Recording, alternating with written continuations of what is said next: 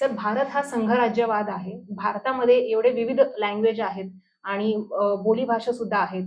तर खरंच हिंदीला आता राष्ट्रभाषा बनवण्याची गरज आली आहे का? एक देश एक भाषा असे एक कल्पना आदर्श वाटते आपल्याला. आणि तसंच आपल्याकडे एक कॅलेंडर आहे, एक ध्वज आहे, एक राष्ट्रगीत आहे, एक राष्ट्रचिन्ह आहे. मग त्यामुळे असं वाटतं की चला मग समजा एक देश एक भाषा असलं पाहिजे. पण जसं वाटतं तसं नाहीये. आपल्या देशाचं सूत्र युनिटी इन डायव्हर्सिटी, विविधतेमध्ये एकता हे सूत्र आहे. तर आपल्याकडे अनेक भाषा आहेत. म्हणजे प्रमुख भाषा आहेत किंवा बोलीभाषा आहेत.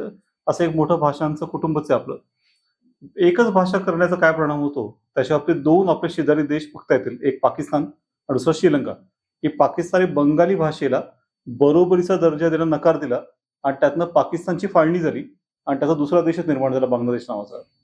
हेच जवळजवळ श्रीलंकेमध्ये झालं की त्यांनी सिंहली भाषेबरोबरच तमिळ भाषेला समान दर्जा द्यायला नकार दिला आणि त्यानंतर ते कित्येक वर्ष सिव्हिल वॉरमध्ये, गृहयुद्धामध्ये अडकले. हजारो लोक मारले गेले, अर्थव्यवस्थेचे 12 वाजले. हे कशामुळे निव्वळ? तर भाषिक आडमुठेपणा.